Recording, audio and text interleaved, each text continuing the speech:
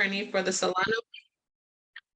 the Solano County District Attorney's Office since 2005. During his career as a prosecutor, he has held a variety of assignments, including misdemeanors, juvenile, family violence, general felonies, prison crimes, career criminal prosecutions, civil asset forfeiture, and consumer and environmental crimes. Since 2020, Mr. Olsen has supervised the Financial Crimes Division, which oversees the area of workers' compensation fraud, auto insurance fraud, real estate fraud, consumer and environmental crimes. Hold on, I'm sorry.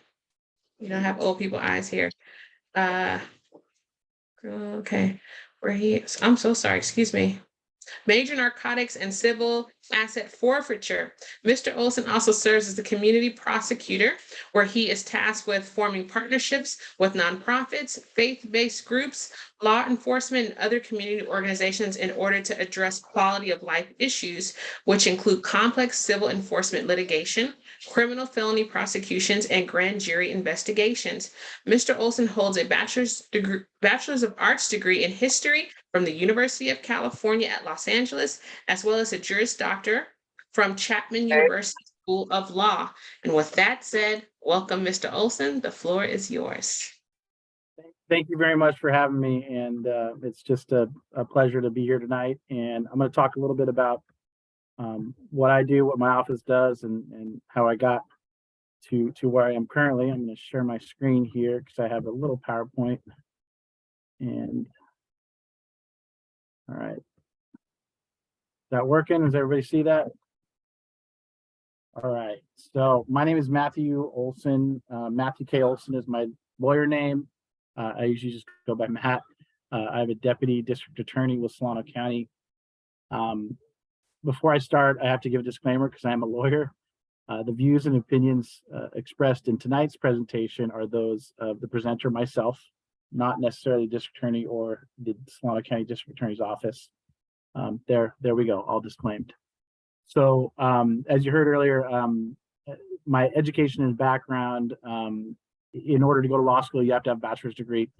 So I got my bachelor's degree back in 1999 from UCLA. I got my Juris Doctor. When you hear that word Juris Doctor, it's just a law degree. People use that term interchangeably. Juris Doctor and law degree are the same thing. That's just the fancy word for law degree. I went to Chapman University School of Law down in Southern California, and I got my degree from there in 2004. That same summer, I studied for the California State Bar, took that bar exam, and was, passed the exam, received my license to practice in the state of California in 2004. That same year, once I received that license to practice, I was admitted to the United States District Court for Central District of California so I could practice in federal court. I don't do any federal court practice. It's just I am admitted to the federal court to practice if I want to. But so far, I've been doing this job for over 18 years, and I haven't practiced in federal court yet. But if you want to practice, you do have to be formally admitted. So I was admitted to that court. In 2005, about 4 months after I got licensed, I started as an entry-level deputy district attorney here in Solano County. And I've been here ever since. So I've been here for a little bit over 18 years. And I like to say this is my first DA job, and it's going to be my last one because I'm going to retire out here. In 2020, I was appointed as what's known as a lead deputy DA. So I'm a unit supervisor, meaning that I supervise the financial crimes unit, which is made up of a few other smaller units that I'm the direct supervisor of, in addition to some of my other duties. So the district attorney's office, a lot of times, when people encounter us, like I do a lot of community outreach work through my community prosecution work. And not everybody's familiar with the district attorney's office and what they do. They ask me, can you help me with family law, divorce, child custody issue? And I say, well, no, that's not what we do. We're responsible for the enforcement of all state criminal law violations that occur within our county. So what that means is that we review, we file, we prosecute any criminal violations on behalf of the people of the state of California. And when you hear that word, like, people of the state of California versus so-and-so, that's what we do. We represent the people in those in those prosecutions, we worked for the state. The district attorney, in this case, her name is Krishna Abrams. She's elected to a 4-year term. She has about 50 deputies here in Solano County. Different counties with different size populations have different amounts. In LA, you have about 1,000 deputies, whereas here in Solano, we have about 50 deputies. And we have offices located in Fairfield and Vallejo. I didn't always know that I wanted to become a lawyer. When I was in high school, I was on the mock trial team my senior year. I enjoyed it. I was having fun. I didn't really consider it to be a career yet, though. But once I started preparing to go to college, I had to choose a major. So I chose a major, and political science was my initial choice. I thought, okay, this is a good major. This is something I'm going to be interested. I'm going to like. And I actually ended up hating it. I didn't like political science. So about my sophomore year in college, roughly, I decided that I was going to get on the law school path. There's actually no required coursework or major to get into law school. You could be a science major, you could be pre-med, and you could still go to law school. What law schools were looking at back then was really your grades in college and your LSAT score. The LSAT score the LSAT is a test that you take after college, and it's basically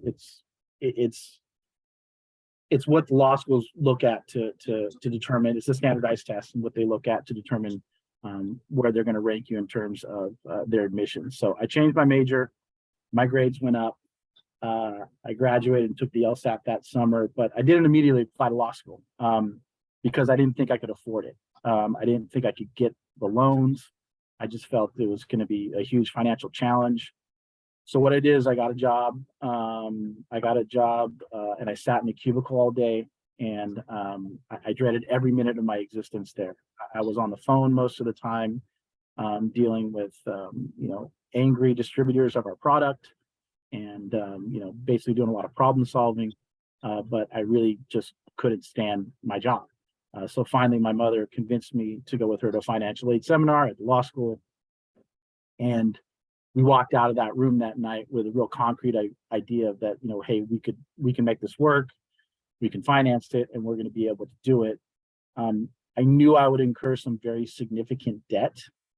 But to me, it was worth it at that point. I wasn't going to spend the rest of my career sitting in a cubicle, and I took that leap.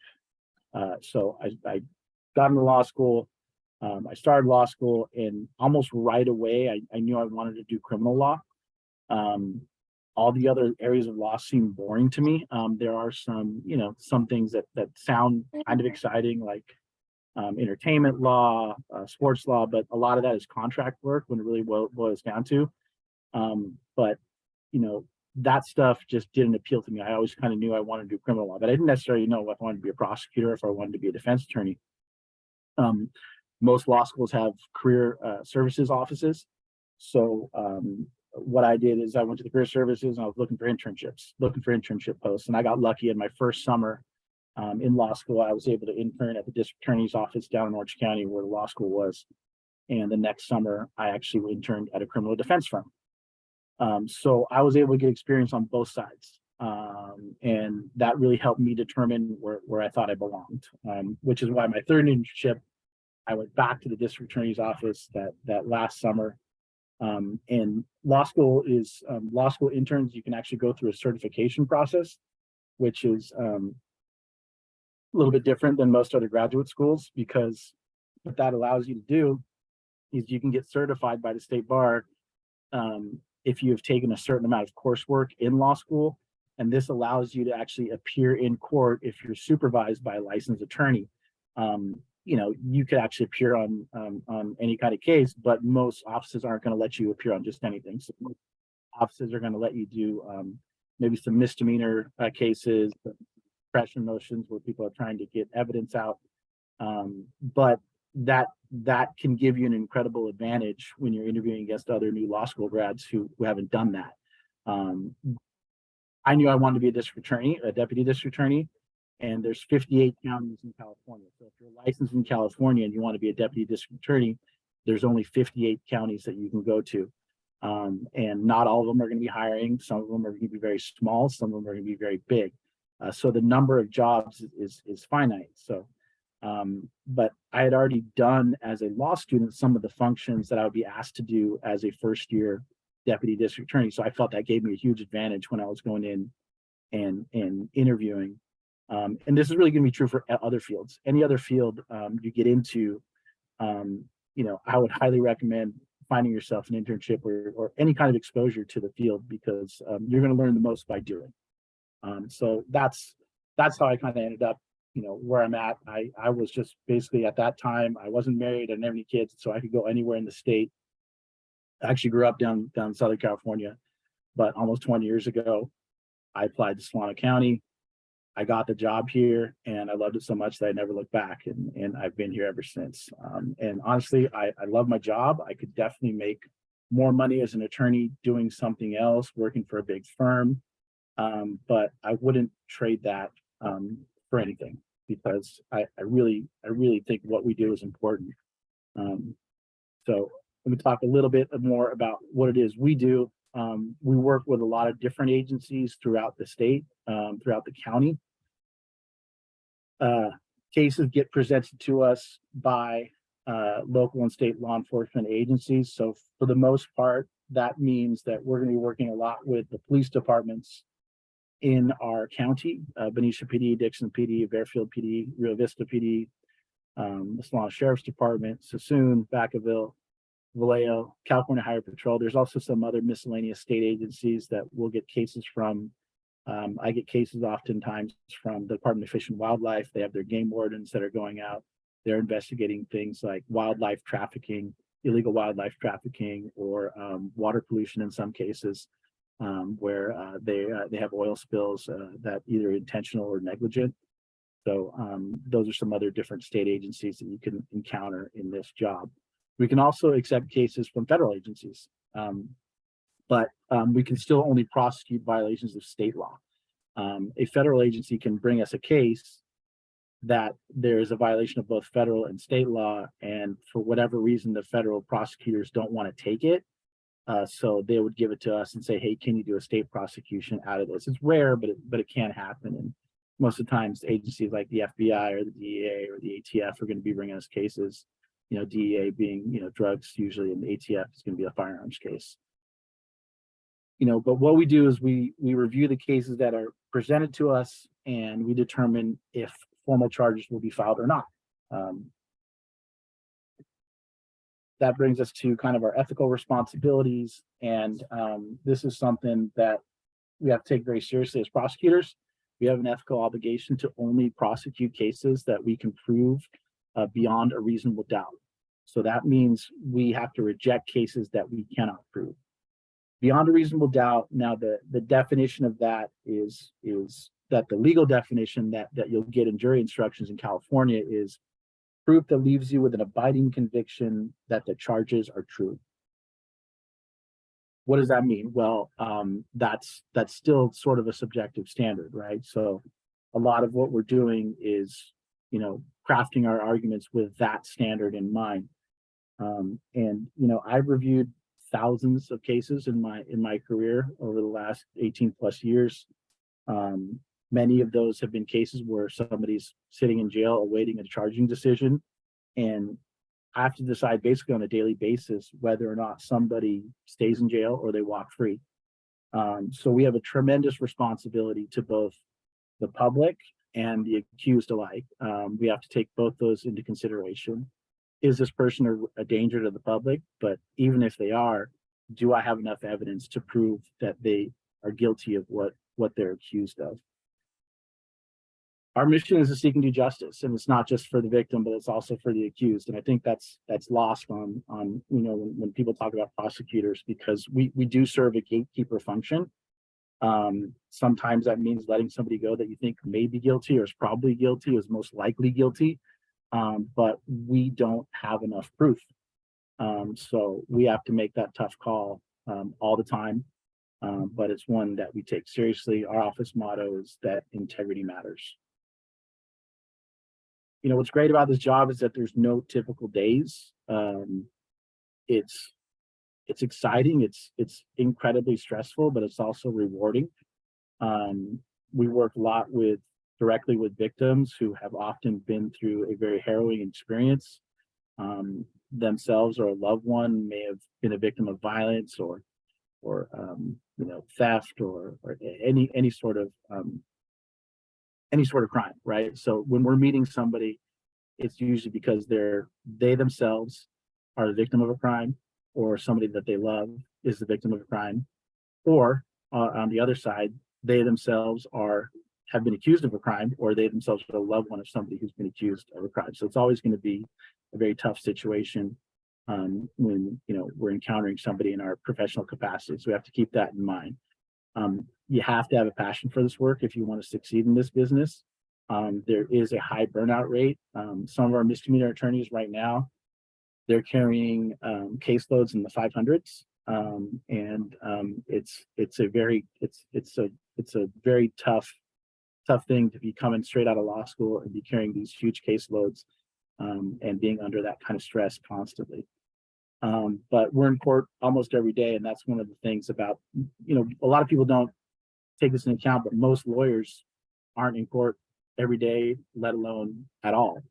Some lawyers never go to court at all. If you're doing contract work or business litigation, you might be sitting in an office and never seeing a courtroom. But if you're going to be a public defender or a deputy district attorney, you're going to be in court every day. You're going to be doing arraignments, you're going to be doing pretrial conferences, evidentiary hearings where you're putting on evidence, whether it be to you want to get a What's particular good, little bros? Piece of evidence in, or the defense is trying to keep something out. We have preliminary hearings in felony cases where the judge has to decide whether or not there's enough probable cause to keep the case moving forward. Jury trials are what we traditionally see on TV, on legal shows, where you have the 12 people in the jury box. Those are kind of the bread and butter of what we do. And then there's grand jury proceedings, grand jury indictments, which is just a procedural way to get we do those a lot in complicated paper cases, financial crime cases, or in murder cases. We'll go the grand jury route, which is a little bit different procedurally. So the challenges with this job, being a trial lawyer is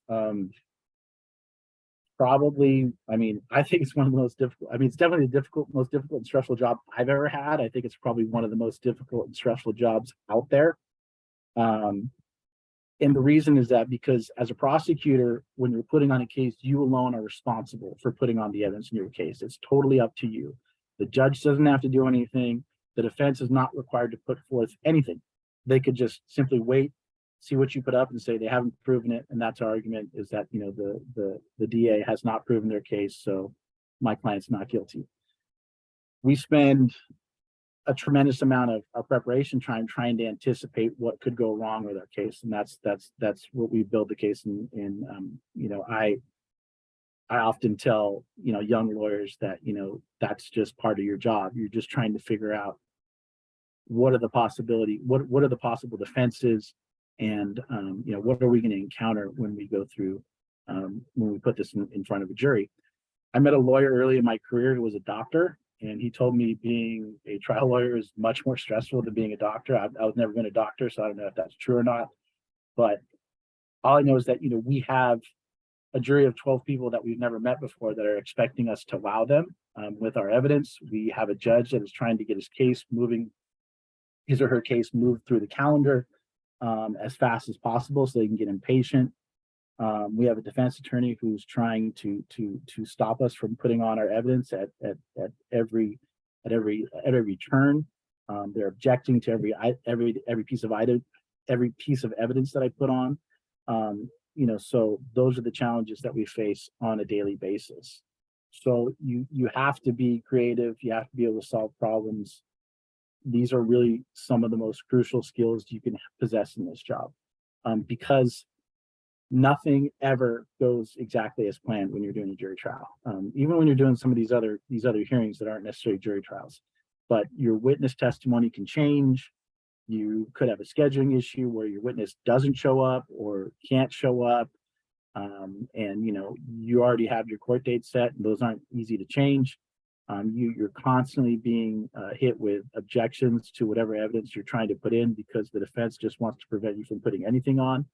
And then you have, we have evidence suppression hearings all the time where we have to actually litigate whether or not a particular piece of evidence is coming in to the case in the first place because of whether the defense will often allege there's been a constitutional violation in how that evidence was obtained. So we have to prove that there wasn't.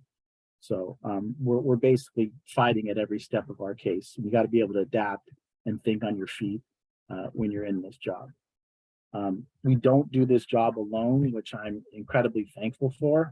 We have almost about 100 employees in our support staff. So all in all, our office employs a little over 150 people. And that's split between offices in Vallejo, Fairfield, and we also have a crime lab in Fairfield as well. So there's a ton of entry-level positions that do not require a law degree in our office.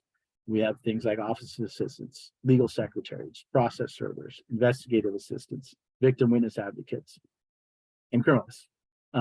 So, you know, we have many career opportunities at the district attorney's office. There's also many great career opportunities at the county in general, if, you know, law isn't your thing. But what would I say to somebody if they're interested in a career in law? Well, the number one piece of advice I would give to students, interns, anybody looking to get into this field is put yourself in a position to learn by doing. That was really the most valuable thing in my career development that I found. Get exposed to the career field you're interested in. And the reason is because it's just as important to learn what you don't want to do as it is to learn what you want to do. And again, like I knew people in law school that thought, oh, I wanted to be an entertainment lawyer, I wanted to be this kind of lawyer. And then once they actually got exposed to it, they realized, hey, this is not something I want to do. And that in and of itself is almost as valuable, just as valuable really, as figuring out what it is you want to do and make sure that you're pointed in the right direction. Because, you know, you people go to law school and it's like, oh, well, what kind of law do you want to practice? Well, you could end up in so many different fields. We kind of think of lawyers like we see on TV, but there's just so many different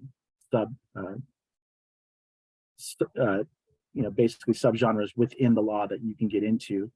So it's very important that you try and figure out where you want to go.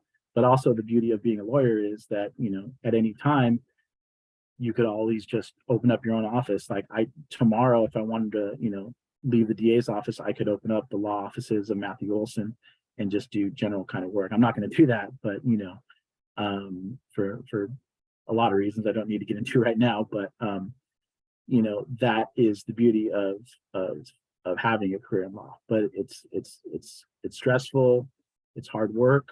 I think debt is a significant issue for law students coming out now. You know, when I came out, the amount of debt that I came out with, you know, I felt it was tremendous. I thought it was like insurmountable, but the amount of debt that I see the students coming out with, the new young lawyers coming out with now, I'd say it's 2 to 3 times what I came out with, and that's you know over an almost 20-year period. So that's serious consideration. But there are lots of financial aid programs. There are lots of grants that can be forgiven. There are a lot of different loan programs out there that if you give 10 years of service, whether that be public service, whether that be in a public defender's office or a prosecutor's office, your loans can be forgiven. So if it's something that you want to do and you're worried about the finances, you know, that was stopping me. And I realized once I looked into it and actually, you know, met with folks from financial aid, there is, where there's a will, there's a way. You can do it.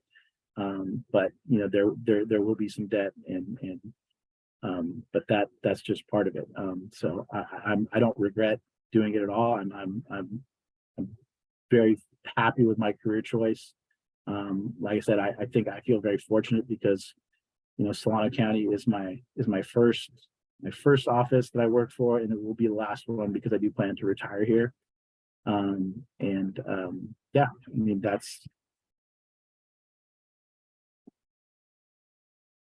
that's all I got. Any questions? This is my contact information. If anybody wants to reach out to me offline, this also here, this website is our county's job website. So if you're interested in careers with my office, the public defender's office, or any other county departments, this website right here will show you all the postings, and it has all the qualifications on there. Our office we have a lot of different positions that require different levels of, like if you're an attorney, you have to have a license to practice law and you have to have a law degree, but there are many other positions that have much different requirements just within our department and within the county itself. There are so many great career opportunities. I'm proud to work for the county. I think it's a great employer. It's very stable and they have a ton of jobs out there if you're looking. So thank you guys. Very nice. Thank you so much, Mr. Olsen. It looks like there are some comments or some questions here in the chat. So from Jay Twan, he said, you mentioned how sports law and celebrity law is more contracted work. Does that mean it's not as consistent?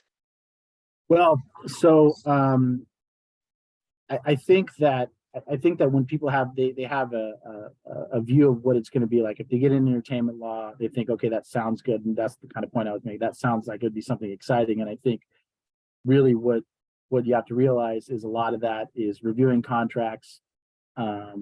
You could, there are skills you could learn in law school that would make you an effective, say, talent manager or sports agent. So if that's something, and I've seen a lot of that happen, like people that have used those crossover skills. But those are also kind of difficult fields to break into because there's not, there's a finite amount of celebrities or entertainers or actors that are, as well as sports figures that are going to be making, and generally those are jobs in which whoever's representing them is having a percentage, right? So agents will take, like sports agents will take like percentage of somebody's earnings. So you got to take that into account. The sports agents that are making millions, their clients are making tens and hundreds of millions. So there's a finite amount of folks out there, and most of them are represented. But you could always hook up with a good firm and kind of work your way up. I actually, when I was in college, I worked when I was at UCLA. I worked at a auto detailing place in Beverly Hills, and I delivered cars back and forth from our auto detailing place to a talent agent, and so I kind of got to see a little bit of that going on, which is very interesting. But again, if that's something you're interested in, try and get exposed to it from somebody who's doing it, and learn what it is what they're doing on a daily basis to determine if that's something that you could see yourself doing.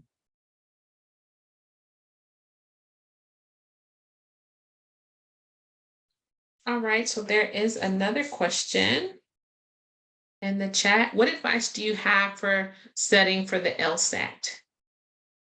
So the LSAT is, law school. The LSAT, law school is a series of tests. So you start with the LSAT, and then you start with your law school. Then you go into your law school exams, and then from your law school exams, you start getting ready for the bar exam. I personally, my opinion was, I didn't feel like the LSAT really translated into what you're going to be doing in law school. Like when I was studying for the LSAT, I took a prep course, but it seems very strange to me. Like I didn't know what the topics in the LSAT, how they applied to law school. And then when I got to law school, I learned a new different way of taking those law school tests. And then when you took the bar, you learn a completely different way of taking those tests. But the LSAT in particular, there's two kind of core subjects in there.